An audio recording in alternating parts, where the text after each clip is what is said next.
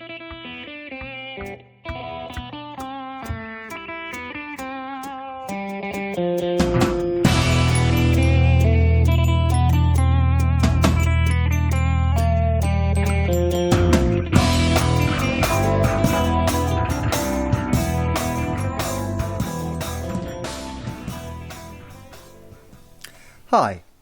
I'm Tim Hawthorne. I'm a Druid and Elder Bard of Gorsedd and Yswitrin, and today I'm going to focus on the fifth letter of the Beccles Nion, which is Nion, the letter N. This means specifically branch fork, and it relates to English words like nature, naked and need. It relates to the ash tree itself, which brings in concepts like will, the central world tree, keys to knowledge and rebirth.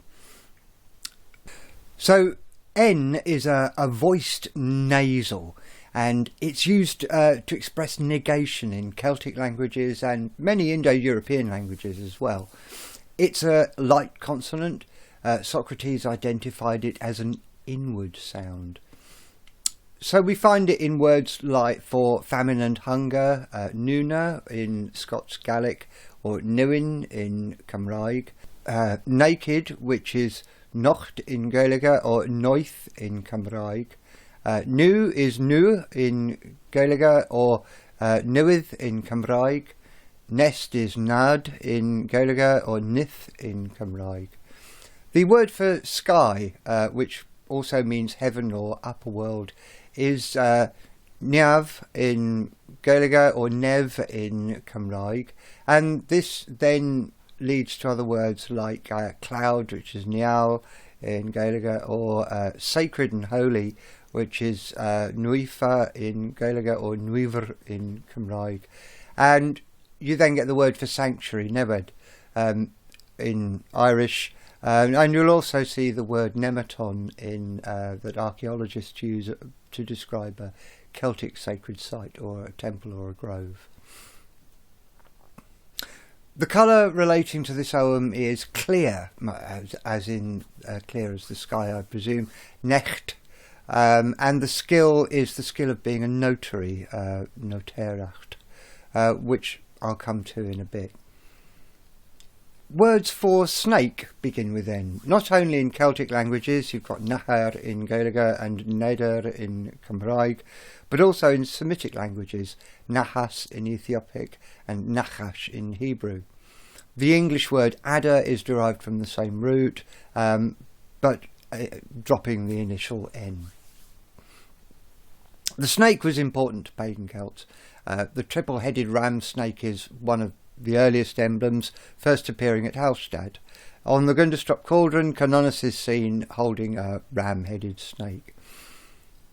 According to Pliny, in the summer, numberless snakes entwine themselves into a ball, held together by a secretion from their bodies and by their spittle. This is called anguinum.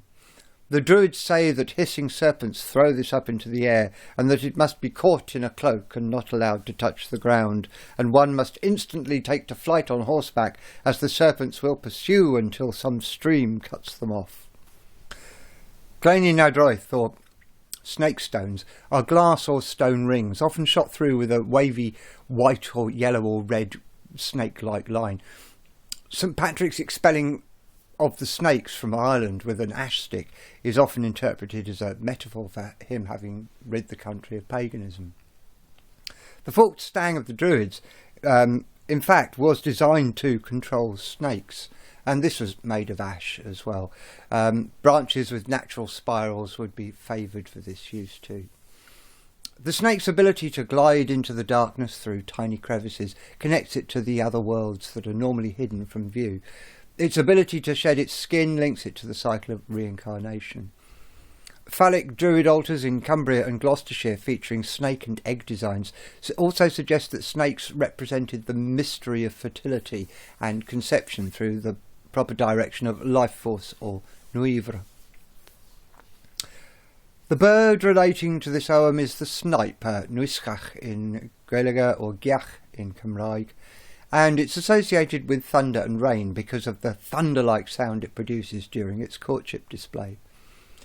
Faroe Islanders perceive this as an omen of rain or snow, incidentally. So to recap, for anyone who hasn't watched all the previous videos in this series, and if not, why not, I'm exploring what is known as the acrophonic principle, focusing on the Irish language in particular because we're exploring Ogham here. This is the idea that things with names that have got the same initial sounds may be more deeply related. Initial consonant mutation is certainly a grammatical feature of all Celtic languages, and the Book of Ballymote, which is one of our primary sources, is full of Oghamic lists covering many subjects such as trees, skills, birds, castles, pigs, you name it, from which most of these correlations are drawn. The Ogham na Néices, the textbook on language and poetry, which is included in the 14th century Book of Ballymote, gives us several glosses into Briahar Ogham, which allows us maybe a bit of further insight. MacMoyne gives us establishing of peace for Nion. Macindoc has boast of women, although one source gives us more of a spear, and Concullen's is boast of beauty.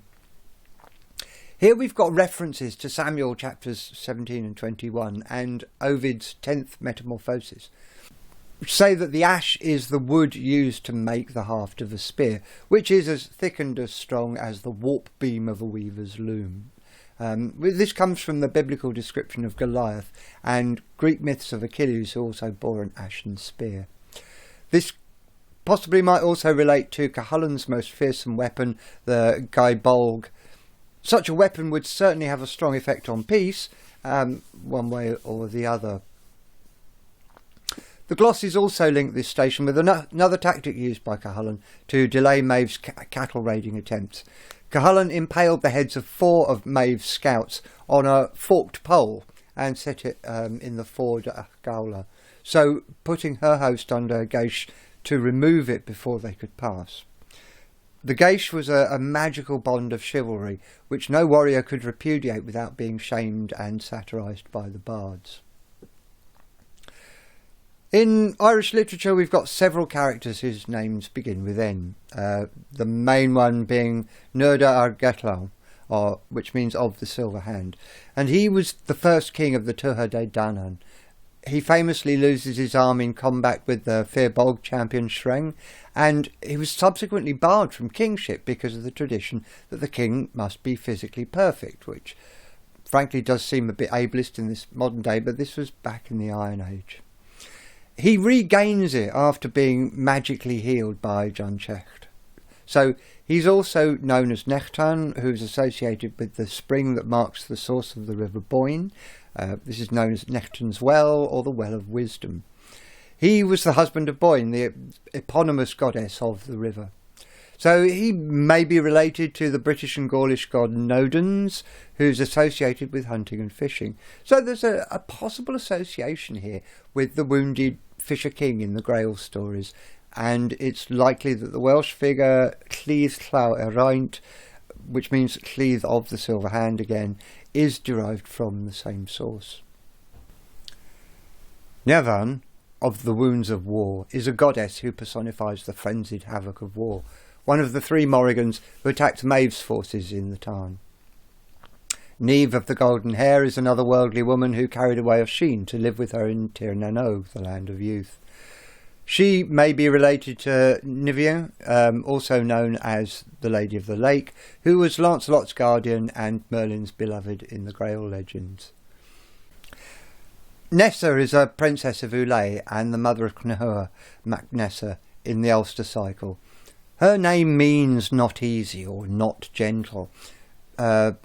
Nara is a warrior of Connacht in the Ulster cycle who gains a vision by placing a wicker band around the ankle of a corpse that had been hanged. And finally, I'm just going to mention Nuisha, who was the tragic lover of Deirdre. In order to fully understand all these references, I would strongly encourage you to get hold of a copy of these stories, particularly the Ulster cycle and the Fenian cycle, and go and read them for yourselves and make up your own minds. The tree related to this station is the ash, In Gaeilge, that's Fwynsiog. In Cymraeg, it's Onan. In Latin, Fraxinus Excelsior. And this was classed as a chieftain tree under Brehon law, probably due to the quality of its timber, which doesn't split when worked. Ash joints have the property of bearing more weight than any other wood. It grows strong and straight up to around 150 feet, making its tough, flexible wood ideal for tool handles, spears, oars, coracle slats, wagons, hurling and hockey sticks. Hurling is naturally the national sport of Ireland. Cullen's boyhood prowess at the game is unfortunately responsible for the way in which he earned his name. It was favoured as furniture wood, ideal for thrones in particular. It's rarely used for building as it decays on contact with soil. It's grown for timber on a small scale and burns well even when unseasoned. Its branches curve gracefully downwards and back up towards the tips, coming into leaf in late May. If it's later than the oak, folk wisdom holds that it will be a dry summer. If ash before oak, we're in for a soak. Ash is believed to give protection from adders, drowning and warts. Children were passed through a split trunk as a cure for rickets and ruptures. If no keys grow on ash trees that year, a calamity is prophesied, because the secrets of life are symbolised by the ash keys found hanging in its branches. Ash sprigs may be used to make rain, and the spiral decorated forked stang of the Druids I mentioned earlier is made of ash. The tree Yggdrasil that Odin hung from to discover the secrets of the runes was an ash, and 3 of the great mythical trees of Ireland, the tree of Tortu, the tree of Dahi, and the branching tree of Uisnich were ash.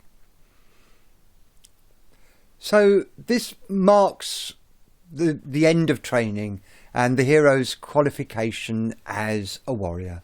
It's time to make the separation from the known world and undergo a metamorphosis. The caterpillar becomes a butterfly, the juvenile passes into adulthood. Nion represents the natural alignment of the spine and the will, balancing personal will with divine will, aligning past, present and future. This station relates particularly to the skill of keeping account, a multidisciplinary task involving the ability to assess the true worth of an undertaking or an individual.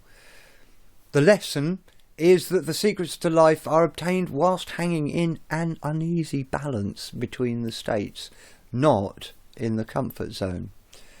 The keys to the tree of life are all found hanging in its branches. Talking of comfort zones, I'm nowhere near my comfort zone. This week I've been scraping around to find enough light bulbs to light the video, for example. So, if you'd like to help support me making more videos on bardic themes and putting them out for free, I'd encourage you to join my Patreon team, or perhaps consider making a one-time donation. There are links to that in the description below. If you enjoyed this video, please like and subscribe using those buttons below, and you can even click on a little bell icon if you want to be notified as soon as I upload the next video. Thank you for watching, and I'll see you soon. The queen of every hive, I'm a fire on every hill, I'm a shield to every head, I'm a spear of righteous will, I'm a wave of eternal returns, I am the grave of every hope that burns, I am a string on a star-woven harp, I am nothing but my song, I am nothing but my song.